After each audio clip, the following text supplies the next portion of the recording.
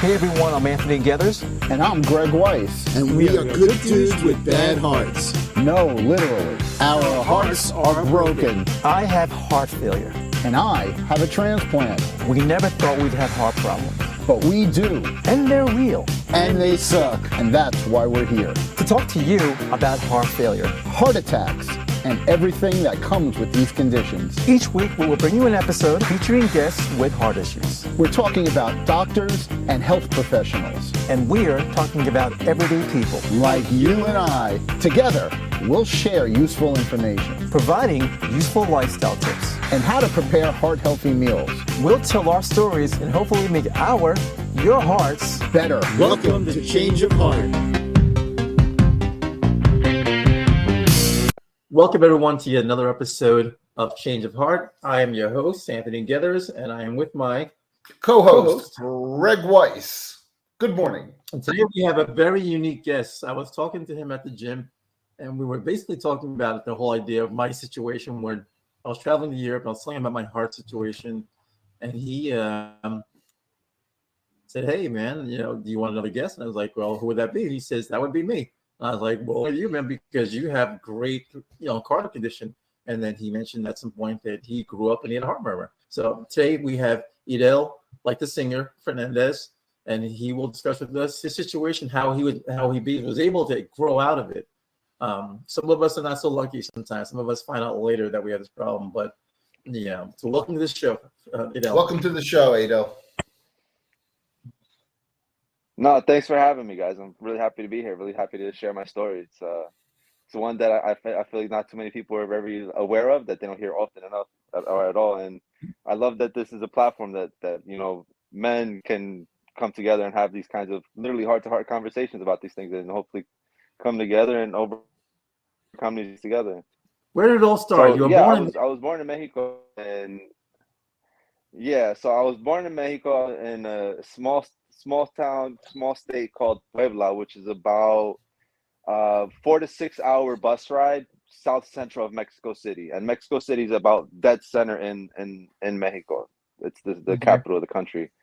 And my mother was a teacher, and so I was diagnosed, and I was literally right on that little cusp of, we should open this guy up and fix his heart, or we can instill overcome these challenges together and instill these proper habits, healthy habits that help him maneuver his life in a forward progress manner.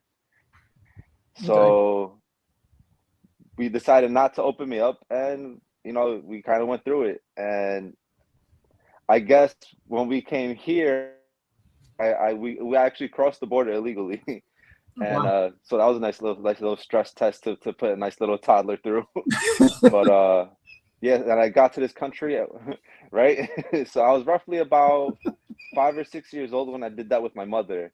Mm-hmm. And then we come to this new country, and we do all this movement from, basically, we cross into Texas, go to California, and then from California we go cross country into Westchester, and then I come finally we call them in Rockland County. Okay. And how because of the old language barrier, I was about 5 years old by the time I got here. Oh wow, okay. And so my mother she always did her due diligence. I never missed a doctor's appointment when I was with her. So she did an awesome job. And with the language barrier, my understanding of a heart murmur was a hole in my heart. But through later research, found out that it's not a hole in the heart, it's the holes in my heart, which they meant were the valves in my heart. Mm-hmm. And you can't, the way a doctor diagnoses this, he has to take the stethoscope, and he hears like a swooshing sound. So it's an irregular heartbeat, and the valves are irregularly firing. And what it does is it makes me very, very prone to early onset. It leaves me at a high risk for heart failure and heart disease. And I guess on the psychological aspect of it, also leaves me very prone to having high anxiety issues, panic attacks. Okay. Even at Yeah. So even at the early age, and you knew also you had that.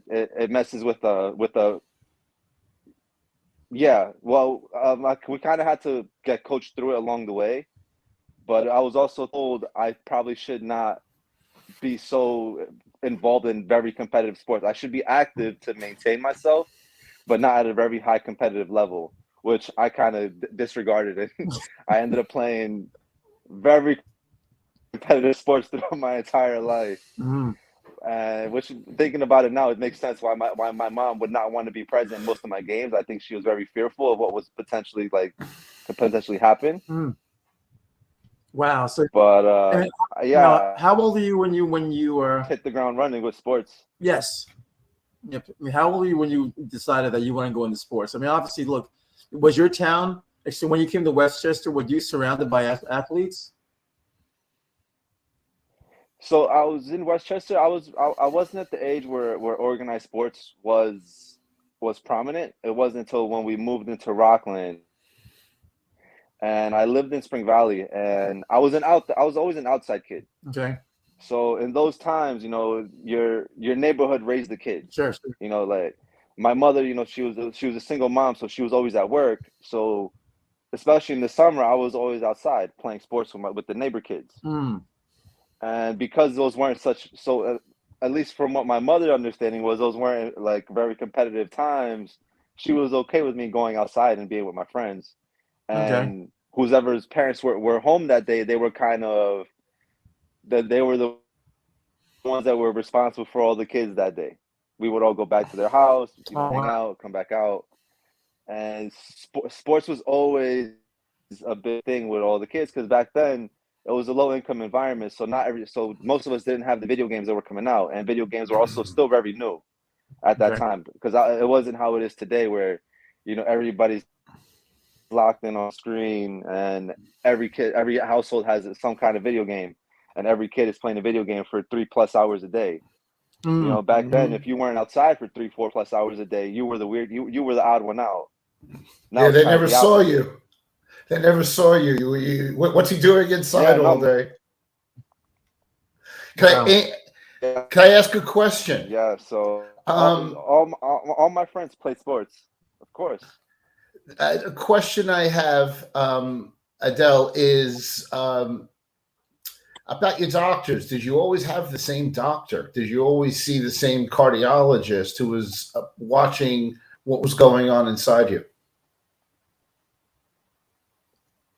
Well, back home, no, because we were moving around a lot, and it wasn't until we settled in new city when I started to see the same general physician. Mm-hmm. And I had the same that doctor because before that it was like I said, we were low income, so it was kind of like a clinic kind of environment. So it was basically whatever doctor was available. And And you would fortunately, update them. You would always tell them you had a heart murmur, so they were yeah, always my mother looking would for tell it. them, and then yeah, well, they would always find it. Okay. They would always tell me, "Do you have something with your heart?" Because yes, it's one of the first things they do as soon as the doctor walks in is he tests that. That's one of his first issues. The first things that he checked between that one of the first. So they would always confirm it for us. Gotcha. It was nothing we ever had to hide or have to disclose. It was very Gotcha. within minutes of the checkups. They would tell us, "Oh, you have a heart murmur," and we're like, "Oh yeah, we know." So Well, no, but and the reason why I ask is it's usually one of two things. Sometimes people see a doctor almost their whole lives, the same doctor, and other times they're always meeting somebody new who's either, like you said, rediscovering it or overlooks it and doesn't see it at all. And it sounds like you've been very blessed that when you've had these meetings with these physicians, that they were able to point out that your issue was foremost in your condition. yeah, no, it was definitely nice, and honestly, I was very blessed to have this kind of cocktail of things that kind of worked in my favor. So my mother's history is, so me and my mother were immigrants. My brothers are both first generation immigrants because they were both. I have two brothers that were born here, but my mother, she was actually raised on this very big farm, like in a very big farm area. So all the food that she had ever consumed through her life, through the majority of her life, until we came here, she knew where it came from. My grandfather's land bordered a river, so they always had fresh fish if they wanted fish. If they wanted chicken, the chicken was literally pecking was pecking around 20 minutes before it was on the table. Any kind of livestock or any kind of like butcher cut you wanted, you knew exactly where it came from because it was a very big barter system. If you didn't have the fruits and vegetables on your property, you're most likely your neighbor did. So you would just walk your way down, see what they had, and if they had something of their interest, then you would just trade. Or kind of like, hey, I owe you. Okay, now as a Which young part? kid, it didn't catch you off guard that you saw the chicken out, roaming the yard, and then like a half hour later it was on the table. Like you weren't like, Well, oh my god. Well, I was always like, I was very young, so I didn't witness it, and I have a lot of other like kind of issues where I kind of disassociated a lot of parts of my early life. Okay. Because of kind of like my upbringing and things that happened around me. So there's parts of it that are kind of, there's gaps in there. Yeah, but for the most part, so you omit certain stories from the life mix. Right. The bad ones, or the really bad, like the not too bad ones, and the really really traumatic ones, I kind of have locked in there somewhere. Okay. Like everybody else. But no. So my mother always knew what kind of fruits and vegetables were in season and when to get them appropriately. And she kind of carried that knowledge coming here. So when we would go in the supermarket, she would know these fruits aren't supposed to be in season. Why are they on the shelves? So she would kind of avoid those at certain times of the year. I guess unbeknownst to her, she knew when these things were starting to be like grown in labs and they were adding all these chemicals to our fruits and vegetables. So she would always kind of have that knowledge.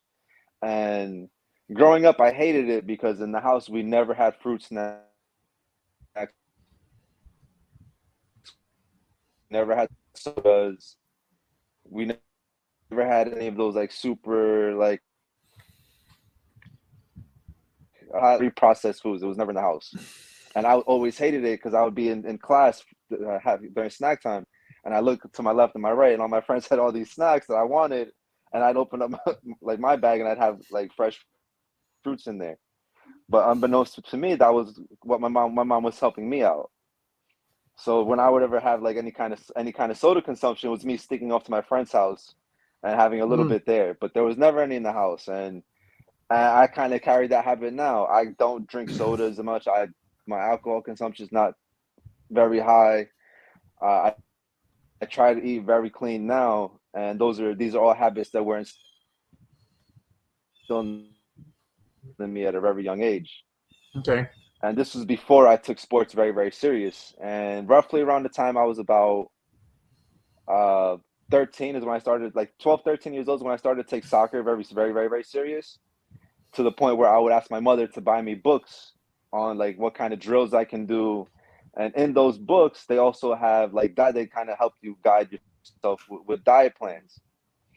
And I would very much so take in that information, and I was trying to get to the highest level possible. And if eating the right thing was going to help me, it was just like, you know what, if this is what I need to do, it wasn't that big of a sacrifice to me. And it kind of came, the heart murmur was put on the back burner, and it was, how far can I like push myself safely, and how far can my talents and my consistency and discipline take me in regards to the sport. So it was kind of like I said, it was kind of a nice combination of things that kind of took me farther than I guess I should have been able to. Can I ask you, like, were you monitored with blood pressure, with blood sugars? Was that a part of your routine, knowing what your heart was doing? Engel? It was very hot, and those times I remember that every so often the teachers would come in and they would teach us how to take like our own pulse. Yes. Through your neck or on your wrist. and they would always kind of make it like a classroom experiment, and not necessarily a competitive thing, but when you got a bunch of boys like, who are competing with each other every so finding different ways to compete with each other, it's like, oh, whoever has the lowest heart rate is supposed to be the healthiest one. So it was almost like a competition who can have the lowest heart rate. Okay. Mm-hmm. So unbeknownst to me, I always had, because of how active I was throughout my life, I've always actually had one of the more lower ones in the class. And your diet, And that was also as well. Right, and that had a big part to do with the fresh foods that I was eating. Yeah, So no, that was a big part of it also with being active.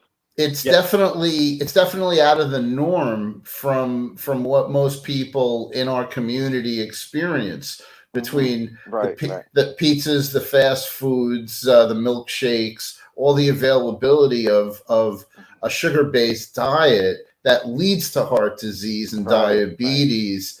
You avoided a lot of it, mostly because of your guidance from your mother. And a lot has to do with that. And on another episode, we actually interviewed my mother, and she was the first anti-sugar, sugar substitute, fresh foods guiding my life, but I didn't necessarily listen. So it down the road, it affected me more on my father's side than I would say my mother's side. And my father ended up having a lot of heart problems because he was more of a steak and potato a couple times a week guy. And it's pretty much the common thing in America, the meat and potatoes thing. And my mom wasn't. My mom was always more fish and chicken and much more vegetables and fruit. And even though I was in the middle of all that, eventually it didn't prevent me from having heart disease. But I commend you and congratulate you. So let's fast forward a little. Like in your 20s, were you playing competitive sports? Well, that was actually when I got the most competitive, because I was actually playing. That's when I was playing in college, and I was blessed enough to play. I played college, and I've also was playing semi-pro after the fact that I was playing college. Oh wow! And I was able to go as far as winning. I was able to go as far as winning a conference championship with my respective school. And when you win your conference, that's what you see on television, is the NCAA tournament. Yes. So I was actually blessed enough to go compete in the NCAA tournament. We didn't go far, but not too many people could say they were even able to step through the door. No, I understand. That's a tremendous accomplishment. Wow. Yeah. So when did you realize? It's definitely a team effort. See, I want to take it back a little bit. So what was that? So I want to bring it back a little bit, then come forward again. So you had the athletic abilities. So you said you were about 13 when you first got into it. You first took it seriously. At some point when we were talking in advance, you said you were monitoring your mother's diet. You were monitoring when she would cook, and you would tell her not to put salt in the food because Yes. So tell me a little bit about that. So I was almost hyper paranoid, and it had absolutely nothing to do with the heart murmur, because like I said, I guess we kind of like found our rhythm with that. So everything else kind of was kind of formulated to enhance everything else. And I've always had this theory that about 12, 13 years old is when kids kind of figure out what sports they're going to dedicate themselves to and what sports they're actually going to be good at. That's kind of what separates your casual athletes and versus the kids who take the sport serious. And again, being in a single mother home, after school, it was either I always had to go to some kind of practice or some kind of training, and even in the summertime, I had to figure out how to stay busy. So I was in high school. I was kind of a unofficial 3-sport athlete. I played soccer was my main sport. Basketball in the winter, because I was just blessed with the athletic ability and the sport IQ to make the school team, but I wasn't good enough to be on the starting roster. But being on the starting roster had little importance to me. It was more about being in a team environment and staying active, and I'd rather be playing sports with my friends than be home in the middle of winter not being able to be that's when it gets harder to play soccer, because it's for the obvious reasons of the there being snow on the ground. Mm. And in the summertime, I was actually put into boxing. Well, my mother played around with different like combats growing up because once she wanted me to be able to defend myself Mhm. and she be someone who's not to be messed with, but also having to the know how to control it. Oh wow. And that's something they kind of if you're in any kind of a combat sport environment, that's kind of the first thing they teach you. Is Okay. that we're teaching you this to be disciplined and not to just willy-nilly start like punching kids in the face just because you know how. Because you know how to do it. Exactly. So I was, yeah, just because you know how to doesn't mean you should. Exactly. And they kind of they instill they instill that to you at a very early stage in your training. Okay. So I was actually once I kind of fell in love with boxing. Okay. Mainly because of my cultural and heritage background. Mexico has very prominent boxers throughout history. Oh, huge. So I fell in love with it naturally, and yeah, and so I got into competing. I was on track to go towards the Golden Gloves at a very young age. Okay. So that's actually where my jump rope today Oh, came from. That's kind of where I kind of picked up that habit. God. But It's a good habit. So the yeah, jump rope came into your boxing training. That was in your boxing training. The jump rope. right. Okay. Well, let me comment on that. Let me go back to the diet thing. Okay, go ahead. So at that age, at around 13, 14 is when I picked up the book. And in that book, it kind of told us, different ways to how to set up your diet plan to compete at the highest level for practices and for game day. And somewhere in there, I kind of misinterpreted something. And it said heavy salts are bad for you, which is true. It says, oh, that's in my mind. I was like, if I have too much salt in my diet, I'm gonna get dehydrated. I'm gonna cramp. So I would walk in and out of the kitchen when my mom would be cooking and monitor. I'm like, Mom, don't put salt in my food because I'm gonna dehydrate and cramp on the field. Don't put it. And she would like laugh at me, disregard me because she has to season the food somehow. She's not just gonna put bland food out. I've never been to a Mexican household that had bland food on the table. So my mom would laugh and she would sneak the salt in to make sure she seasoned it the way that she wanted to. And now I know better. I know you actually do need your body does need a little bit of salt to actually hydrate itself. Absolutely. So and everything in moderation, that's what they always tell you. It's just that some people don't know what that moderation level is. No. Well, one of the things that's where that habit kind of picked up. In my own travels of heart disease and nutrition, the relationship that I became aware of was salt with potassium. That it's the salt and the potassium that manage your electrical system in your heart and your body. And it was something that my doctors had always watched. And where I would never, ever really have a salt issue, what I ended up having was a potassium issue. And you end up learning that the two have a relationship in managing how your organs are working. And was potassium did that ever come across your radar in your diet plans? Well, I wasn't focused on the potassium itself, but I knew potassium was in bananas, important. And bananas was always in the house. Yes. Yeah, so but later in life I also found out bananas are good and bad depending on when you have them. Yes. And coaches always gave out bananas as well. Okay.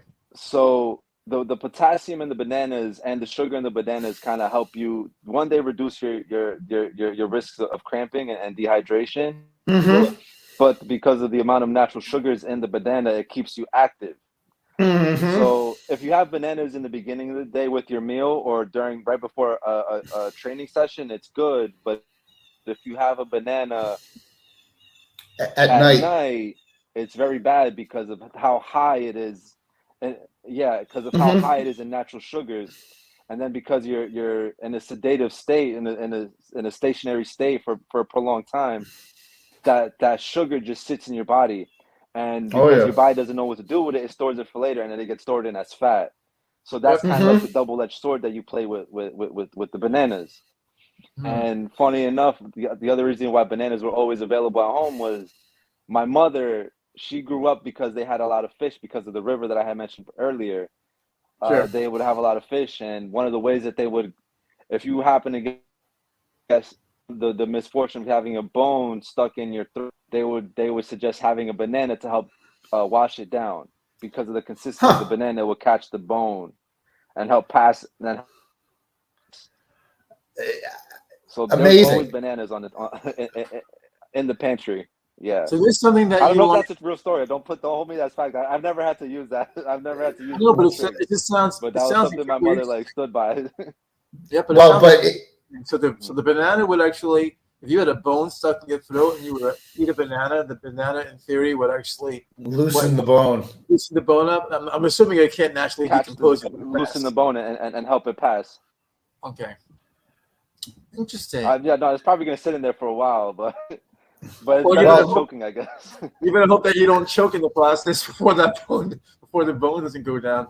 That would suck. That's amazing. Yep. Yeah, So, you always hear new things from different people from different places, and natural remedies are certainly one. So that's an amazing story. now tell us about in your modern so- day at this point. What are you doing do you still monitor your heart? Even though you kind of grew out of it, but do you still monitor it at this point? And like, and then explain your gym routine as well. I know that in the gym, you really go out there I'm just enamored by your routine, especially your cardio, because you spend a lot of time doing cardio. I've never seen you lift weights. I've always seen you do cardio and always the exercise that involved your body weight. Tell me a little bit about that. So one of my theories is that if this isn't something I can do, so I'm 34 now, and I've been working out in regards to the gym, roughly about 6 years now. And my theory along the way that I've kind of come to the conclusion is that if I can't do this when I'm 60, 65, 70 years old, then I probably shouldn't be doing this now. So for me, it's what can I do sustainably long term is what I'm going to continue to do. And just through my research and looking over different routines, different body types, and just my own personals, I've learned that moving your own body weight in regards to calisthenics is probably the best way to stay fit and strong well into your later days of life.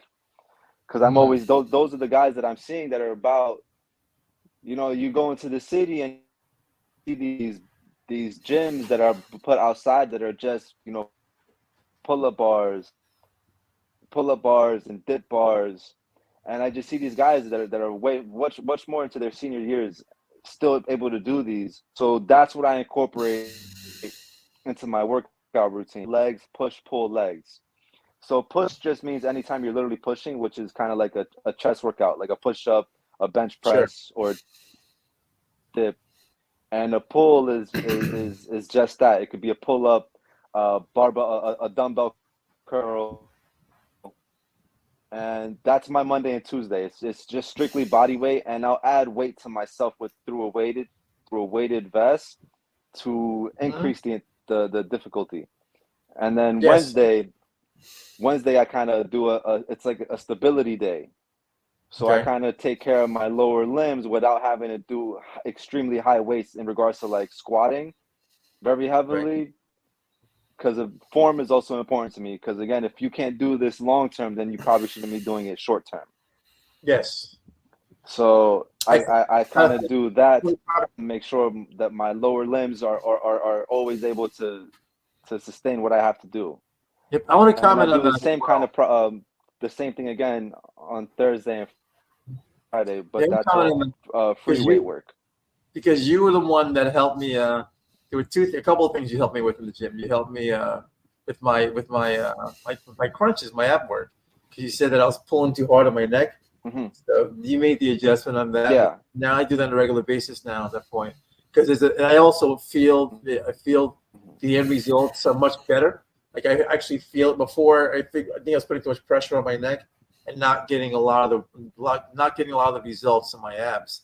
So that makes I will say that is a testament to your abilities, because when you showed me something, it wasn't bullshit. It actually worked.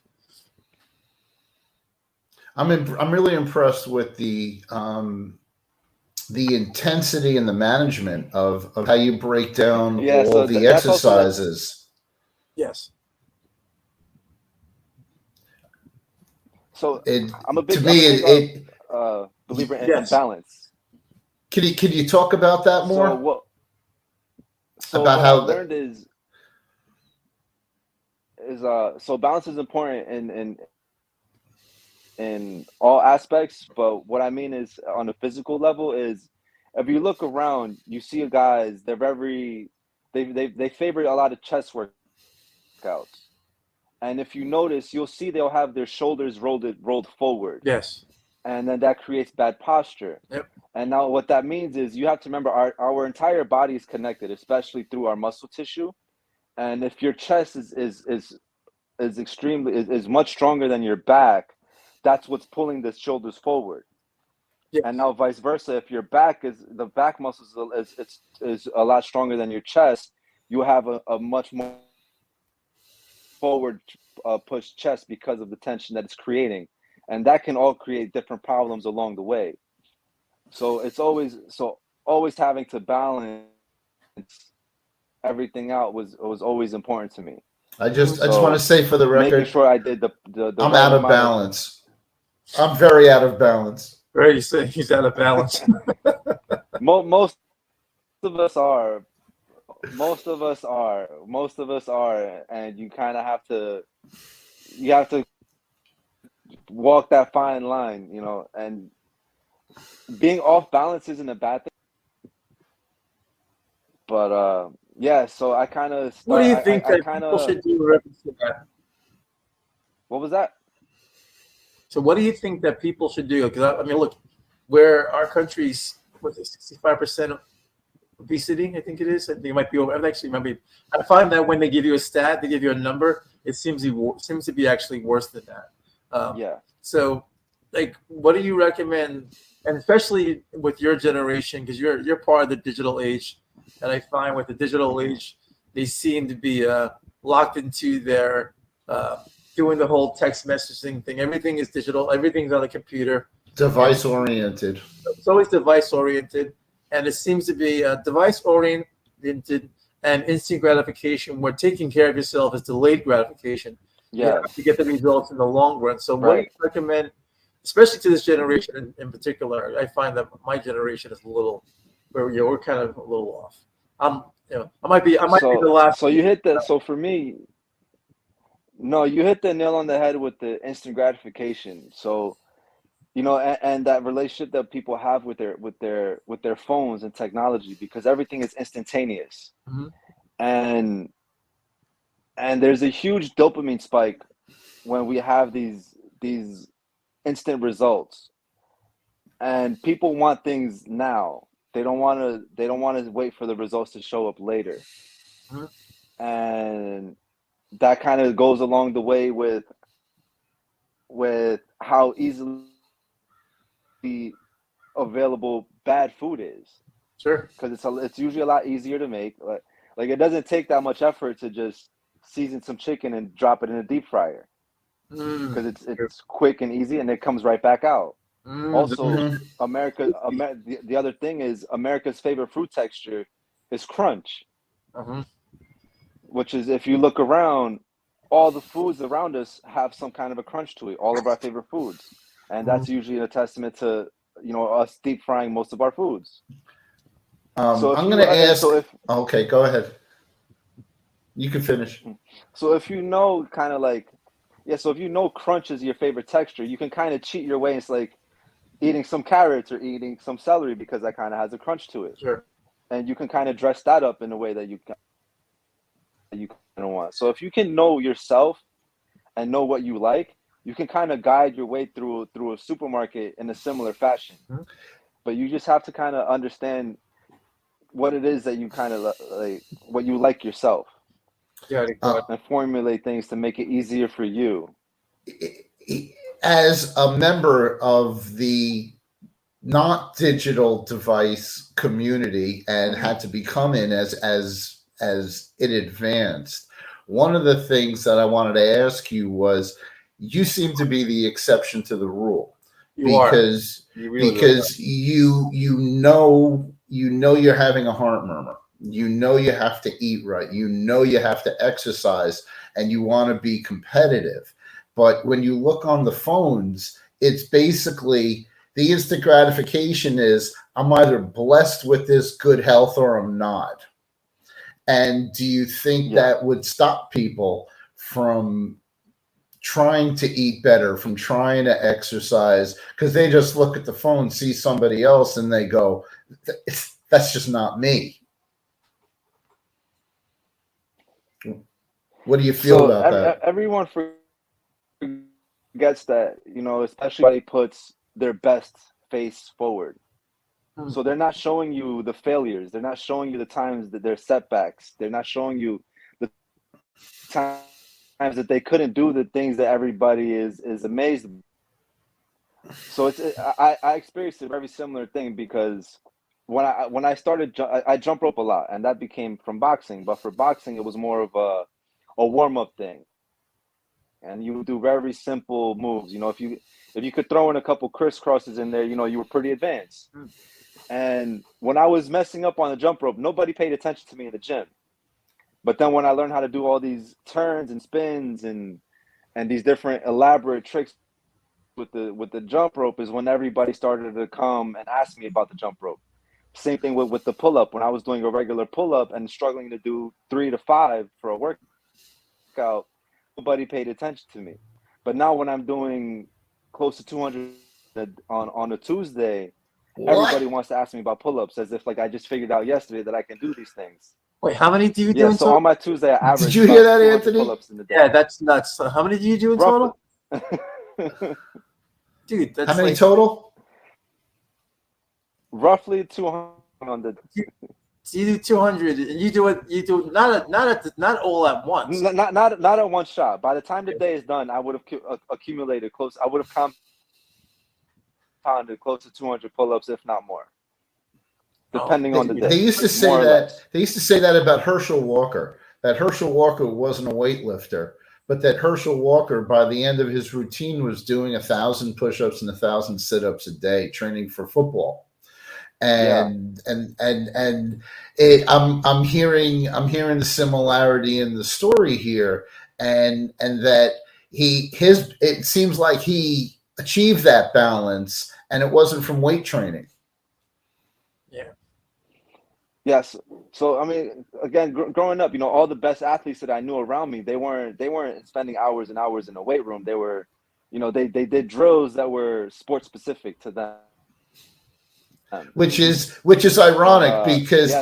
Anthony and I went to the same high school, and the one thing we can tell you is that the strongest guys were always bench pressing in the weight room. Yeah. And Well, I mean, it that's wasn't a kind of. cardio thing, and it was always about power as opposed to endurance. Yeah. Well, that's the thing. They were strong in the weight room. So In the street, they sucked. If they got into a street fight, they usually get their ass. They used to have their ass handed to them, because if They couldn't breathe. couldn't get a hold of you, if they couldn't get a hold of you within the first 15 seconds, they were done. All they had to do was run around and tire them out, and then literally pick them apart, just slowly but surely pick them apart. And that's the reason why back then the routine was always power and not so much cardio. Well, today it's all about the cardio, especially you would know, because straight from Mexico, Mexican fighters, the one thing they're known for is their endurance. Their endurance. You punch them in the face, they don't get exhausted. They keep on coming until they you have to practically kill these guys half the times, and otherwise they'll just keep on going. I mean, they well, they instilled that in us through our stories, through our childhood stories about like the Aztec Empire and how we overcame, the conquistadors. How we're always fighting. We're always fighting. We never back down. So it's always been like a pride thing for us to keep going. And my mother always instilled that in me too. She's like, no matter what, She's like, we're not victims. We're not victims. We're survivors, and we're victors. Wow. And it's kind of a theory. I kind of talked about this earlier with a friend of mine. It's if you look back at your family history and at your ancestors, we come from a very long line of warriors, and you know, our ancestors defeated hordes of enemy invasions and different things that were intended to wipe out that wiped out entire cities and towns. And it's almost, if you don't put your best foot forward today, it's almost like a slap in the face to your ancestors of previous times that fought so hard for you to be here. Okay. Because if you just look at mathematically how many died and how many lines of family lines have just died off, something about that, and understand that, you know, there were a lot of fighters in your life before you. Sure. A lot of people fought for you to be here. So Do you think I've I've always had that in the back of my mind, where it's like, I have to keep going forward. I have to do my best. Okay. Do you think a lot of people forgot about that, especially now with the shitty diets, and then you have the instant gratification, and everything is device oriented, electronic device oriented? Do you think people have kind of lost their way in that department? I think people are too forward looking, and they forget about what was before them that brought us here. Oh, And so you think that? they lose sight of that? Okay, so that, for that reason alone, well, you don't think that being forward-looking and also interjecting your past history can be a combination that people can work with? Because you have to. It's almost like a It's what's the word I'm looking for? It's almost like a not a theory. It's a progression. Not an kind of like an equation, you know. Okay. Yeah. So your past influences your decision making today, and the decisions you make today influence tomorrow. But a lot of people Okay. forget about their past, and they kind of throws off their decision making now. How do you think Technology. So you know, a lot of the Yes. stuff that happened in my past, you know, I use that. Yeah. So I I mean, kind how of use would that you? to navigate what I do forward. You know, you can't look. No, how do you think people? How do you think people should change that? I mean, it sounds like you know where you're going, obviously, because you've built really good habits, and you maintain those habits. I mean, how do you think people should? I mean, look, does society need an overall restructural change, or is there restructuring that it really needs, or do you think that people individually should actually start to think of the overall health? So be with failure. Because anytime you start something new, it doesn't matter what it is, you're not going to be good at it, especially if you've never done. Percent of people that excel at something the first time they've ever tried it. Sure. And Yep. you can Adele, if I could ask you a question, apply. how do you feel today? How's your heart working? Are you at a form of life? are you pushing forward? And what's next for you? There be feel I'm probably in the best shape I've ever been in my life in regards to my physical health. I'm my most athletic, but I'm definitely my best shape, if that makes sense. Yeah, of course it does. So, I mean, you're talking to two guys here in their 50s, and where I would say Anthony is definitely more of a positive physical specimen than I am. I'm the opposite end, who's gone through a lot of procedures to keep kicking here. And I see Anthony flexing. I don't flex that much. And to both of us to be at this part and talk to you, we both wish we can go back in time and start a bunch of things over. Yeah. And not many people are focused on their health as a priority, because we live in such a fast-paced digital community, instant gratification kind of culture. Mm-hmm. And to hear you talk about that is really eye-opening, and it's refreshing. And we really hope that people watching and listening to this find you as an example and a role model of how to overcome. We've spoken to people already. The most common theme is we've heard heart murmur as a child. Yep. And it related to valve issues. And everybody that hasn't been focused like you have your whole life are going to run into surgery. They're going to run into replacements. Yeah. And we don't see that for you. We see you overcoming that with lifestyle and exercise.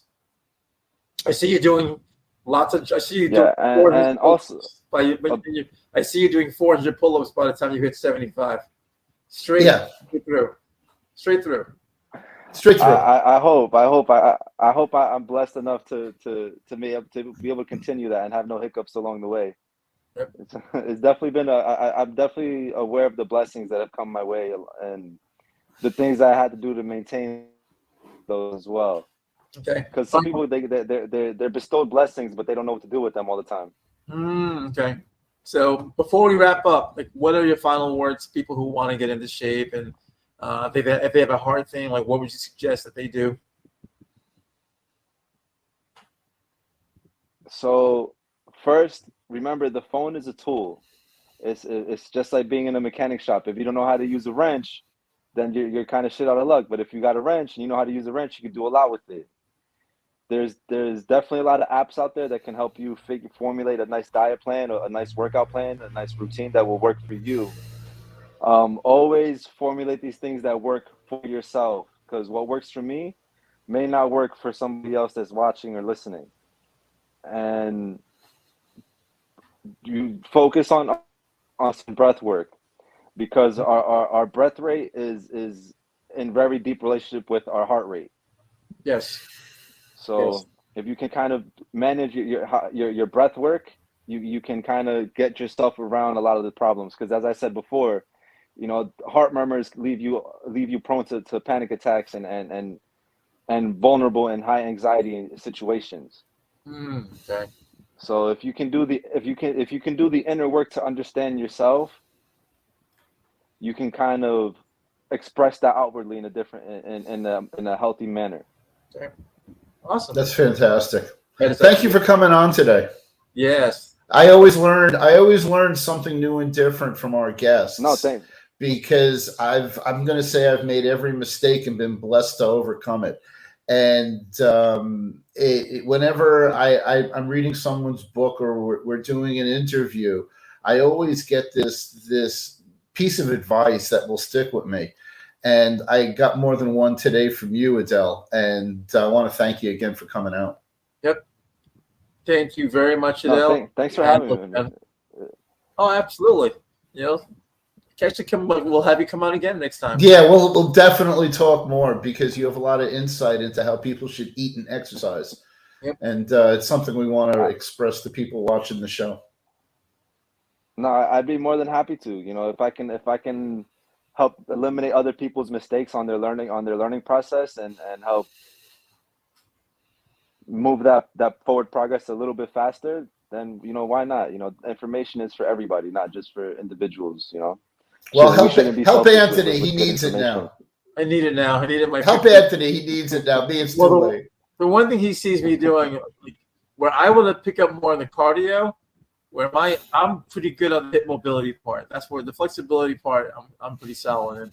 It's my cardio I need to really work on. Especially, I will give you that. The way I've seen you stretch before, I don't know if a lot of people, even my age, can get their foot up that high while stretching. He takes pictures. Don't worry, we all see it. I'll trust. Yep. Awesome. All right. Thanks, dude. Thanks, Edel. Thanks, guys.